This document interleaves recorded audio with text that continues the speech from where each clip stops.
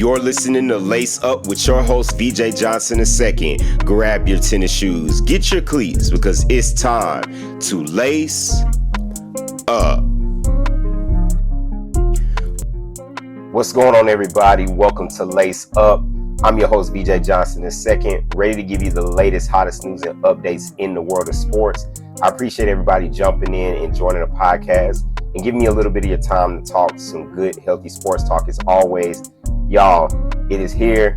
Look, we got the college football playoff kicking off tonight, man. An exciting time. Look, the NFL playoff pictures around. But before, look, I know I got a little ahead of myself, so let me take a step back. I'm just that excited, but I hope y'all have had a great week up until this point, man. Happy Friday. We got Christmas, man. It's right around the corner. As you can see, I got my Christmas hat on, man. Alabama Christmas hat. So, look, just excited, man. Christmas is my favorite holiday for those of you who don't know. So just, look, really excited about this time. I've been blasting Christmas music, man. I don't know what you guys' favorite Christmas album is, but mine is the Boyz II Men Christmas album. So I blast that front to back, man. I know it every single, word for word, literally. So look, been listening to that, been listening to a lot of old throwback Christmas songs, especially some R&B Christmas songs from the 90s. So look, got the whole apartment has been decorated, got the tree decorated nice, got the presents under there, man. So look, done with my Christmas shopping. So look, for those of you who, are still, those kind of procrastinators when it comes to Christmas shopping, man, go ahead and make sure you get out there and get to the stores or purchase your stuff online, because if you don't, you'll be stuck in traffic. There'll be wait lines that'll be out the door. And look, that's just not a problem that you want to have. So look, I hope everybody is gearing up for the holiday season, man, because we're here. But with that being said, man, got a lot of good stuff to talk about tonight, man. Like I said, the college football playoff kicks off tonight. With my Alabama Crimson Tide, number 9 Alabama going on the road to face number 8 Oklahoma. So definitely want to preview that game and the matchups that we have coming up tomorrow in the first round of the college football playoff. Also want to take a look at the NFL playoff picture, because we have some teams that are fighting for some playoff spots and a lot of playoff implications on the line. So those games also kick off on Saturday and go into Sunday as well. So definitely want to talk about that. Some crazy news that's coming out of Michigan. For those of you who don't know, we'll go ahead and dive and unpack that situation.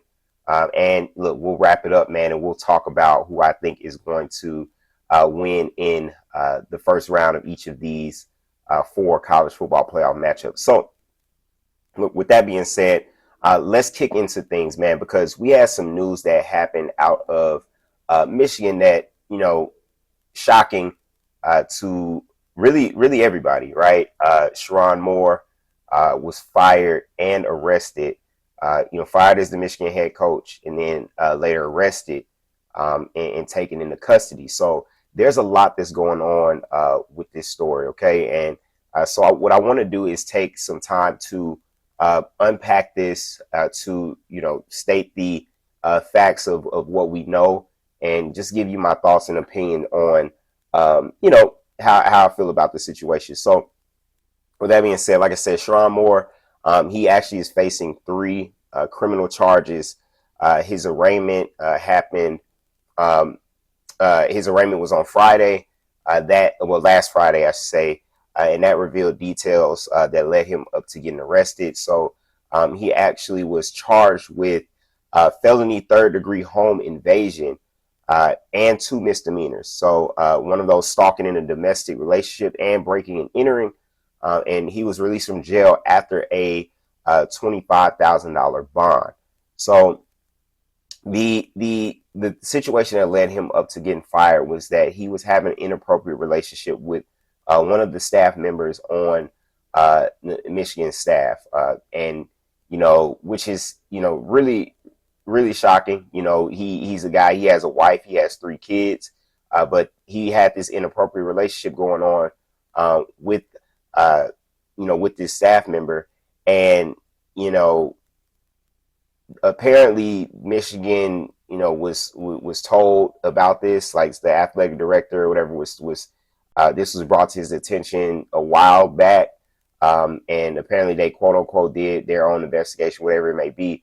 But for whatever reason, they didn't come to a conclusion on this. And, that's just like Michigan, right? Like even going back to the whole situation with the sign stealing stuff and them sending their scout to be on other team sidelines. Like Michigan has just been showing how fraudulent they have been over the past couple of years. And it's crazy to see a prestigious school and a program like Michigan be involved in so many instances and situations of, cheating and fraud and stuff like that. So, the prosecutors said that, Sherrone Moore, he forced entry into the woman's staff member's home or her apartment. And he said, quote unquote, this is verbatim. He said, "I'm going to kill myself. I'm going to make you watch. My blood is on your hands. You ruin my life." So he threatened, and he also apparently threatened her that he was going to harm her as well. So, this, he had an intimate relationship with this woman, and he worked with her a number of years. She ended the relationship, and then, I guess things ended up spiraling out of control. He actually there was a flurry of calls and texts that he made to this woman before showing up to her apartment, threatening to harm her and himself. And, obviously, again, this is, some unwanted attention for the Michigan football program. It says, Michigan actually, what they released, they said they will not have to pay more the nearly $12.3 million remaining on his deal because he was fired for cause. So, the lady, the staff member called the police after he came into her apartment. That's how they ended up being notified and how they ended up showing up to arrest him. And it says that some of the conditions that are part of Moore's $25,000 bond include GPS tether monitoring, no contact with the woman, and orders to not go to the woman's residence.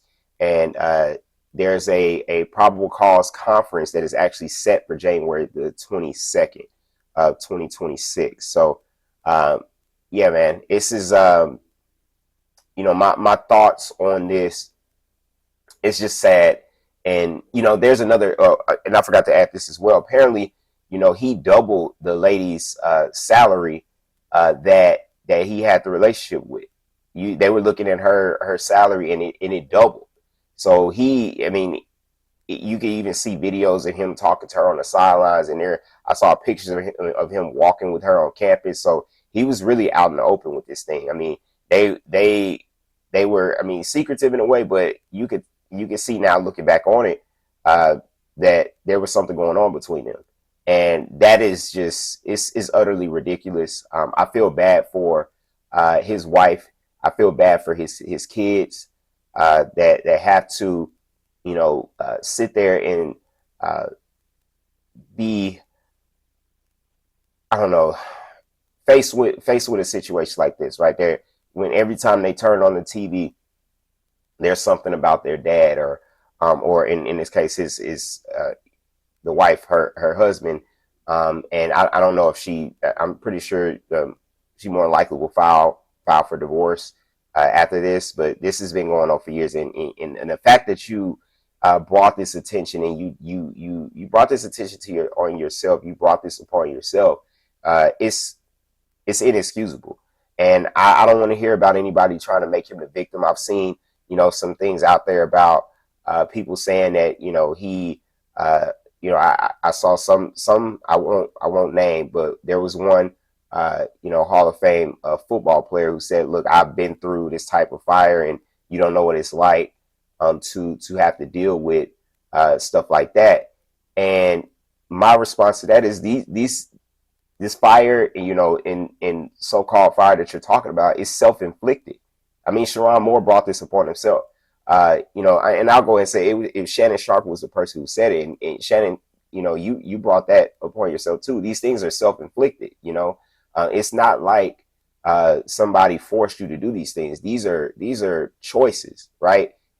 Cheating on your wife and your family, that's a choice. Uh, I mean, I don't. There's no excuse that you can make for that. And this isn't about beating a man while he's down. This is just stating the facts that it's ridiculous, and you hate to see stuff like that. And now this has led to up until this point where we're at, and I don't know how much time he'll face, but we'll know when the new year comes, and at this point, Michigan, they have had some players into the portal, and now they have a vacant head coaching position that is now open, and so now they're in search for whoever their next head coach is going to be. And a lot of people, for whatever reason, keep tying Alabama's head coach, Kalen DeBoer, to the Michigan head coaching job, which I think is utterly ridiculous. It doesn't make sense for Kalen to leave Alabama to go to Michigan, who's equally a program that has high standards as well. So, yes, the standard is extremely high at Alabama because, that's what we expect. And any guy who's willing to come after Nick Saban like and have the guts to do that, they have my respect, and Kalen DeBoer has that. But logically, it just doesn't make sense for you to go from Alabama to Michigan as if the expectation is going to lower because you're at Michigan compared to Alabama. That just wouldn't logically make any sense to me. So everybody out there that thinks he's going, I don't agree with that. He stated it, that he's not. I know sometimes coaches say those things and they still take jobs and whatever it may be, but I don't think in his second year that he's going to make the decision to quit like that after having the successful recruiting classes that he's had, after bringing in guys that are coming into 2026. You got to be crazy to think that he's going to leave Alabama to go to Michigan when he's already established himself and starting to come into his own at Alabama, and really has gotten to the point where he's become comfortable, right? You can see it from year one to now year two, and now with his first college football playoff appearance, and that's something to be proud of. So yeah, I think that we can let those Kalen DeBoer's going to Michigan takes go, but I don't know, do whatever makes y'all happy, but I just don't see that. It just doesn't make sense to me. Now let's move on, man. Let's talk about some of the matchups that are happening over tonight, obviously, and this weekend. So starting, just wanted to give you guys a preview. I'm not going to give you my picks, but definitely want to give you a preview of the matchup. So like I said, tonight, number 9, Alabama, going to be going on the road to number 8, Oklahoma. Look, I'm representing. Obviously, look, I got my shirt on. Look, got my Alabama hat. It's always Roll Tide. Now, Alabama actually opened as a 1.5 point favorite when the initial spread opened, and now that has flipped, and now Oklahoma is a 1.5 point favorite. The over under in this matchup is 40.5, and the game is going to kick off at 8 p.m. tonight. Obviously, we know these teams faced off earlier in November, and the Oklahoma was able to go into Alabama and still a win, 23-21, giving Alabama their second loss on the season. So in that game, the Tide just had some uncharacteristic mistakes. Tide throwing a pick 6, Ryan Williams fumbling a punt return. Then there was a sack fumble. So those 3 turnovers. But even then, looking at the box score, you wouldn't have thought that Alabama would have lost the game. I mean, they out gained the Oklahoma Sooners, even really doubled the yards that they gained. I think the Tide had 400 yards of offense compared to their 200 something. And it just statistically, the box score, you would have thought that Alabama ran away with the game, with the exception of those 3 turnovers. And Oklahoma only scored one touchdown on offense. They had the pick 6, and they kicked 3 field goals.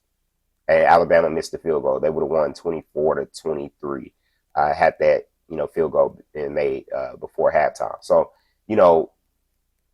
looking at this one, obviously Oklahoma has had Alabama's number for the last few years or a few times that they played, and so there's an opportunity for Alabama to get some revenge and advance in the college football playoff to face Indiana in the Rose Bowl. Next up, on tomorrow, we have two matchups. We have three matchups, excuse me. We have number 10 Miami Hurricanes going on the road to face the number 7 Texas A&M Aggies.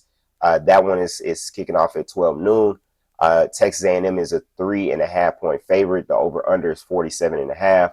We all know, Miami being the team that the committee decided to switch with Notre Dame, kicking Notre Dame out of the playoffs because of the head-to-head win that Miami had against Notre Dame earlier in the year in week 1.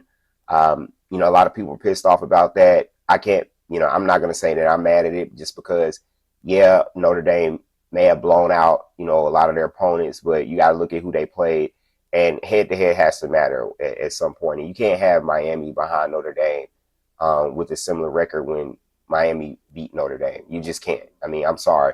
And for the Notre Dame fans out there, you could be pissed, and, rightfully so, I get it, but join a conference. I mean, that's really the only thing I can say. You can't have your basketball team in a conference and your football team not in a conference. That just doesn't make sense. And I think that Notre Dame really has gotten away with what I call highway robbery these past, really since the playoffs started. And Notre Dame has been, when they've made quite a few playoff appearances and not having to play a conference, just sitting there idle and still, not having to play an extra game and just chilling. So, I think that Notre Dame needs to be in a conference, and that's what it is. Now, the environment at Texas A&M, we all know, us SEC fans, that 12th man that they have in there, man, it's insane. So Miami is going to be going into a hostile environment. It's going to be an early kickoff game, so we all know how those noon kickoffs can be weird. So we'll see what happens, but I do like this matchup, and definitely interested to see how Texas A&M is going to be able to respond to how their season ended, getting blown out by Texas on the road. So with some rest that they've had, and just definitely interested to see how they come out. Next, you got number 11 Tulane going on the road to face number 6 Ole Miss. Obviously, we know the situation that's going on with Ole Miss. Before I kick it to that, that one is kicking off at 3:30. Mississippi is Ole Miss is a 17.5-point favorite in this one. And like I said, they had some situation, the situation with Lane Kiffin leaving and going to LSU. So we'll see if, how they fare with now Pete Golding, the defensive coordinator, now elevated to the head coach of the Ole Miss Rebels. So we'll see how, they come out. Obviously, it was a lot of distraction leading up to their last game because we knew that, Lane Kiffin was making a decision on if he was going to, take the LSU job, if he was going to stay, if he was going to go to Florida. But the Florida, that pulled out. So Florida pulled out of the conversation, and then it left it down to Ole Miss and LSU. And ultimately, Lane Kiffin made the decision to go to LSU. He did try to stay and coach the Ole Miss, team throughout the playoffs, but the athletic director for Ole Miss actually denied him and said that, look, you got to get out of here. If you want to go, you can't be a part of this. So, they asked Lane Kiffin about it. He said he respects the decision, but he does wish that he could have finished what, they started and what they built. So that's where we are at this point. And look, we'll see how Ole Miss looks coming out. And last but not least, you have number 12 James Madison going on the road to Oregon. Number 5 Oregon. That one is at 7:30. The Oregon Ducks are a 20.5-point favorite, and the over/under is 47.5. Look, James Madison, that last Group of 5 team that was able to get in after their championship win for their conference. Obviously Oregon, being a team that going to Oregon in Eugene, that's not an easy place to play. James Madison is definitely going to, They're going to need all the luck that they could get. But moving on, man, definitely, could not go on this show or in this show without acknowledging the GOAT of college football, man. Coach Nick Saban has been officially inducted into the National Football Foundation Hall of Fame. Congratulations to Nick Saban. He finishes with an overall record of 297, 71, and 1 tie. And he was 206 and 29 at Alabama, had a .806 win percentage, which is outstanding, 9 college football playoff wins, 120 and 18 record in the SEC. He has 16 bowl wins. He had 6 national championships with Alabama. 4 Heisman Trophy winners from his teams, 656 degrees, which is awesome when you talk about student athletes. So all of his teams, they graduate. He has 60 individual award winners. He's done a lot for the community. So they've obviously had some players very active. He had 133 players drafted in the NFL. And again, man, just knowing what Saban has been able to do with this, with the time that he was a head coach is just outstanding. And, I think that, when you look at Saban's coaching career, it's one of those things that you have to really appreciate, right? You may not like Alabama, and there's a lot of Alabama haters out there, but you have to appreciate the greatness of Nick Saban. And I was just proud and had the pleasure of being able to be at Alabama to witness, for 4 years, Coach Saban and, what he meant to and what he still does mean to the football team, right? And even the city of Tuscaloosa. Just there's not enough words that you could say. But I am glad to see that he is, he's happy. A lot of people, obviously we were shocked when he retired, but look, he's happy doing what he does. Love to see him up there smiling on the college game day set. And he's still a resource for Kayla DeBoer, still a mentor, and still there and accessible for the Alabama football players, as well as the staff, and most importantly, head coach Kayla DeBoer. So congrats to again, Coach Saban, the GOAT, on being inducted into the National Football Foundation Hall of Fame. All right. And now let's talk about some playoff clinching scenarios, because there's a handful of teams that can clinch a playoff spot officially starting tomorrow and Saturday. So definitely want to run down what those scenarios look like. And then after that, we will get into talking about the breakdown of these matchups, and I'll give you guys my picks for the first round of the college football playoff. So with that being said, you got the Buffalo Bills sitting at 10-4. So this is how the Bills can clinch their playoff berth if they win and Houston loses versus the Las Vegas Raiders, or if they win and the Indianapolis Colts lose to the San Francisco 49ers. So those are two ways that the Buffalo Bills can clinch. The Denver Broncos are 12-2. They have officially they actually clinched their playoff spot, but they are actually fighting to clinch the AFC West, so clinch the division. So if they win against the LA Chargers, if they win and then they win against Jacksonville, and the LA Chargers lose to Dallas, they will officially have clinched the AFC West. So, and they also have an opportunity to clinch the number 1 seed and home field advantage in the AFC. The way that they're able to do that, again, if they win, if the Chargers lose to Dallas, in addition to that, they need the Patriots to lose to Baltimore, and they also need the Buffalo Bills to lose at Cleveland. So they need a lot. So again, there's 3 weeks left. So, obviously that stuff is going to change. But that's a lot that they need to happen if they want to clinch it this weekend. Then you got the Jacksonville Jaguars. They're sitting at 10-4. They play the Denver Broncos next. So this is how they could actually clinch a playoff berth. They would have to win at Denver. They would need Houston to lose to Vegas, or if they win and the Colts lose to San Francisco. So this is the exact same scenario that the Buffalo Bills have. Is the same scenario that they need when it comes to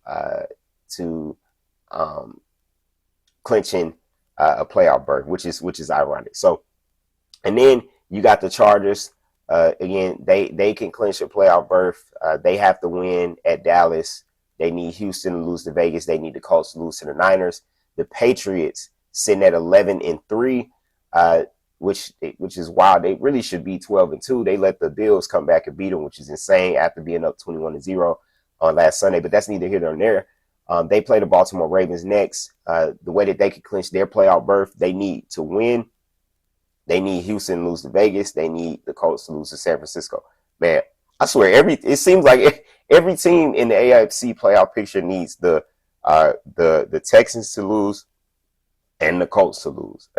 That's crazy how they're tied to literally like 4 or 5 teams playoff berth hopes.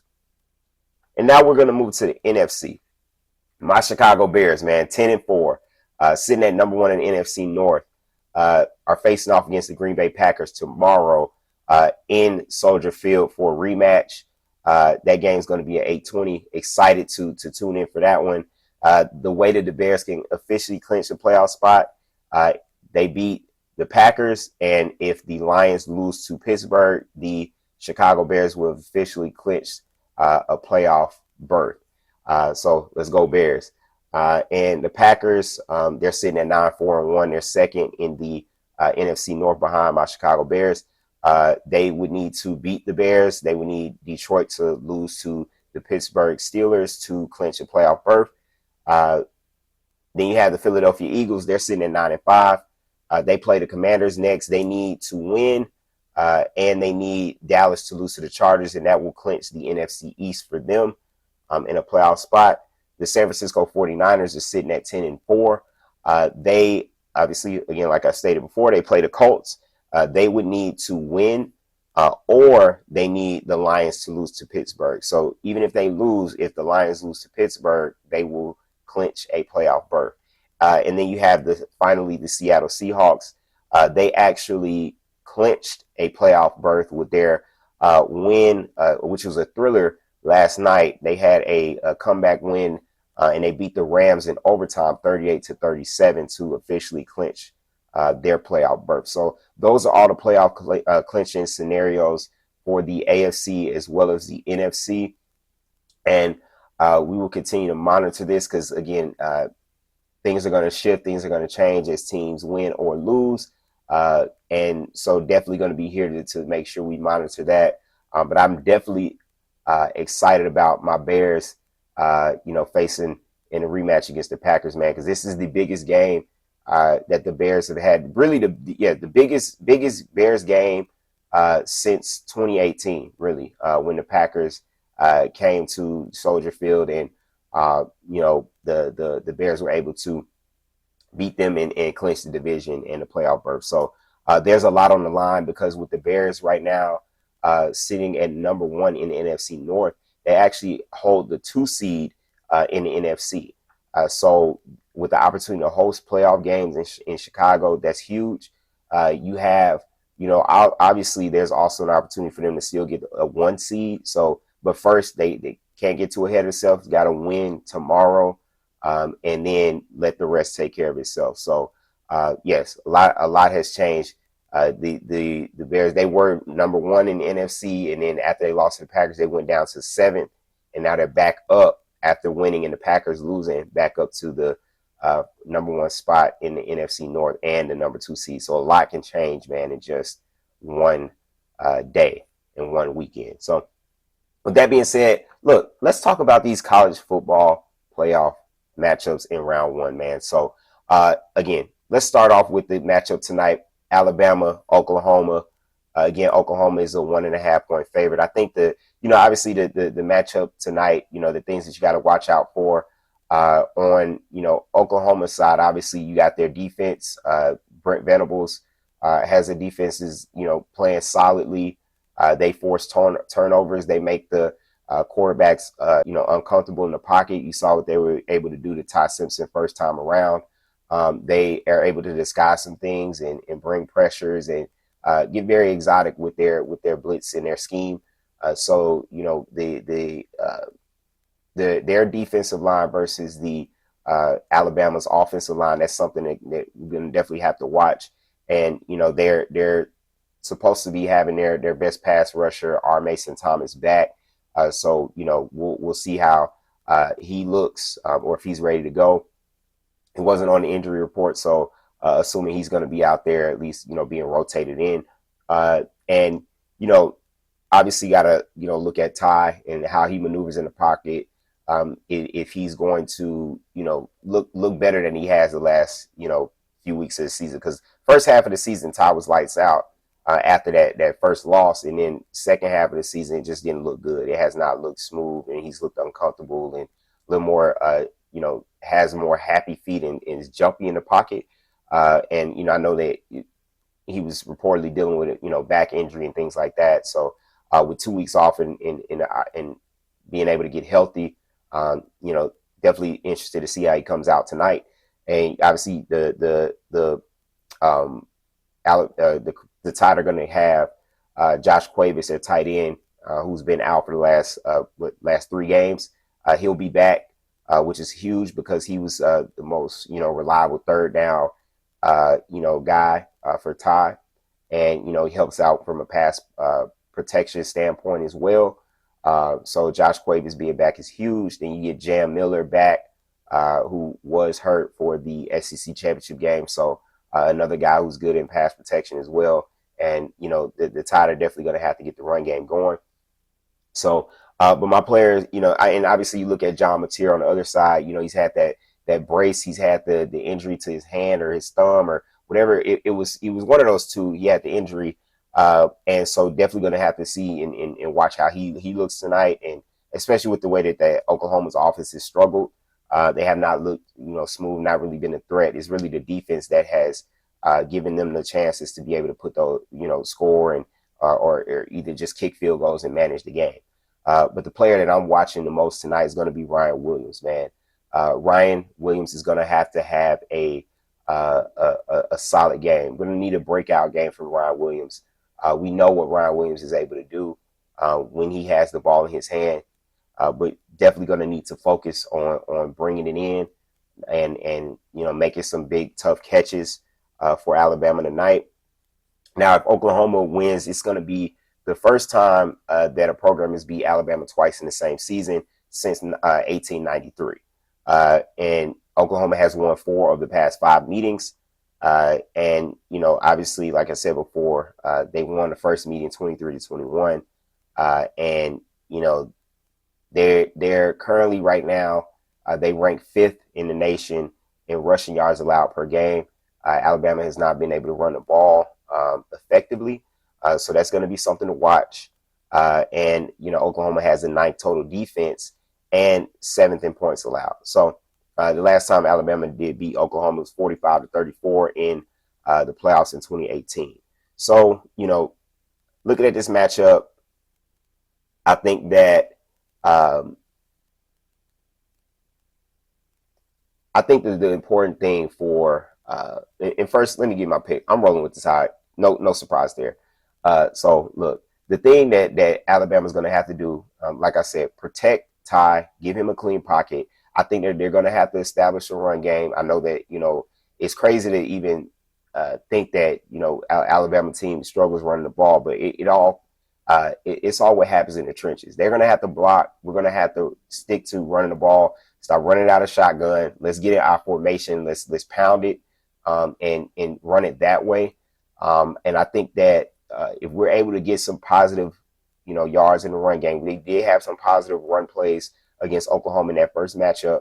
I think that, Daniel Hill and Jam and and they were a good complement to each other. And then utilizing Richard Young, we got to rotate some, look, keep some legs fresh, but establish that run game, man, and allow that to open up the pass.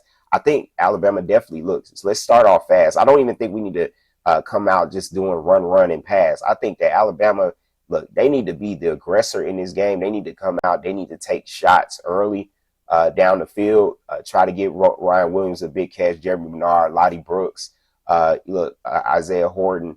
Look, get those guys the ball early. Don't wait and be passive. Take your shots. And when those shots are there, because there are going to be plays that are there to be made. I think that from that point, you definitely want to move with more of a pace. I think that the key and the thing that used to bother Alabama defenses in the past is the running quarterbacks too. So Ty's definitely going to have to utilize his legs. And I think that when Bama's getting first downs, run some hurry up offense, right? Don't even allow Oklahoma to substitute. Run some hurry up offense, get them tired, and take advantage of that and gas them out.